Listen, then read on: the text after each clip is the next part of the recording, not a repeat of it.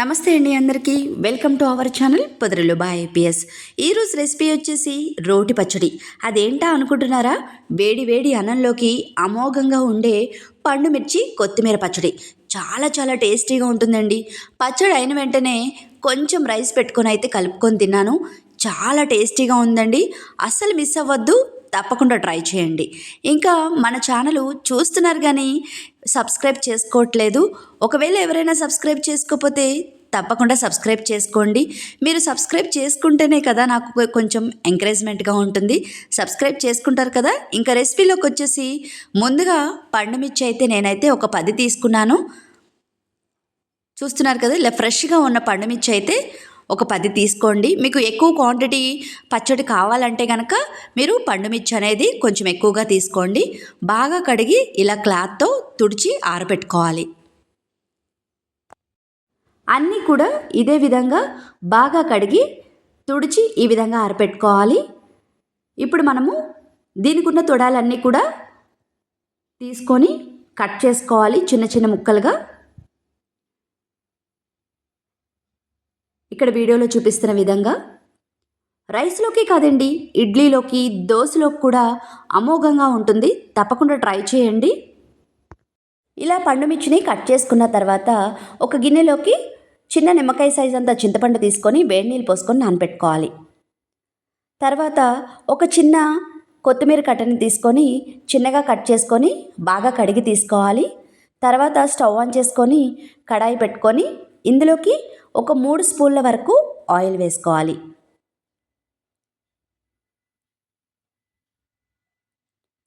Oil heat అయిన తర్వాత ఇందులోకి ఒక 1/2 స్పూన్ మెంతులు, ఒక 1/2 స్పూను జీలకర్ర, ఒక 1/2 స్పూను మినప్పప్పు, ఒక 1/2 స్పూను పచ్చిశనగపప్పు వేసుకొని లైట్గా ఫ్రై చేసుకోవాలి. లో ఫ్లేమ్లో ఫ్రై చేసుకోవాలి, లేదంటే మనకి మాడిపోతాయండి. ఈ విధంగా ఫ్రై అయిన తర్వాత ఇప్పుడు ఇందులోకి పండు మిర్చిని కట్ చేసి పెట్టుకున్నాం కదండి, ఆ పండు మిరపకాయలను అయితే ఇందులోకి వేసుకోవాలి. వేసుకున్న తర్వాత లో ఫ్లేమ్లో ఈ విధంగా వైట్గా వస్తుందండి, పైన మనకి అయ్యేంత వరకు ఫ్రై చేసుకోవాలి. అలా ఫ్రై అయిన తర్వాత ఇప్పుడు ఇందులోకి బాగా కడిగిన కొత్తిమీరని వేసుకొని అలాగే ఒక 5 ఎల్లుల్లిపాయలు కూడా వేసుకొని ఫ్రై చేసుకోవాలి. 1 నిమిషం పాటు. 1 నిమిషం పాటు ఫ్రై చేసుకుంటే సరిపోతుంది. 1 నిమిషం తర్వాత చూస్తున్నారు కదా, ఈ విధంగా అయిన తర్వాత స్టవ్ ఆఫ్ చేసుకొని చల్లారనివ్వాలి.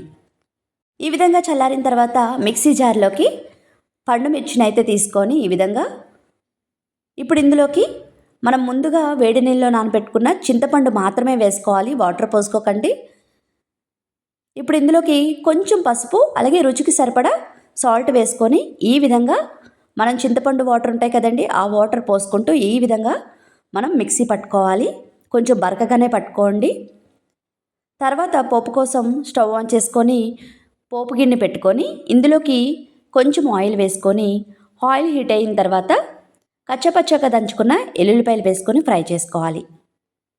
ఈ విధంగా ఫ్రై అయిన తర్వాత ఇప్పుడు ఇందులోకి ఆవాలు, జీలకర్ర, పచ్చిశనగపప్పు, మినప్పప్పు, 2 ఎండుమిర్చి తుంచి వేసుకోండి, కరివేపాకు అలాగే ఇంగువ వేసుకొని పోపు దినుసులు బాగా ఫ్రై అయ్యేంత వరకు ఫ్రై చేసుకోవాలి. ఈ విధంగా ఫ్రై అయిన తర్వాత ఇప్పుడు ఇందులోకి మనం పచ్చడి చేసుకున్నాం కదండి పండు మిర్చి, దాన్ని ఇందులోకి వేసుకొని బాగా కలుపుకోవాలి.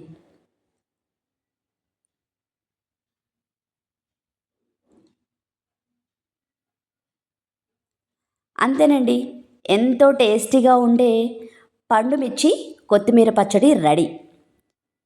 స్టవ్ అయితే ఆఫ్ చేసుకోవాలండి, మర్చిపోవద్దు. పోపు ఫ్రై అయిన వెంటనే స్టవ్ ఆఫ్ చేసేసుకొని పచ్చడి అయితే వేసుకోవాలి. తప్పకుండా ట్రై చేయండి, మీకు కూడా నచ్చుతుంది. ఈ పచ్చడి అన్నంలోకి, దోశలోకి, ఇడ్లీకి అమోఘంగా ఉంటుంది. మరిన్ని వీడియోస్ కోసం please like, share and subscribe.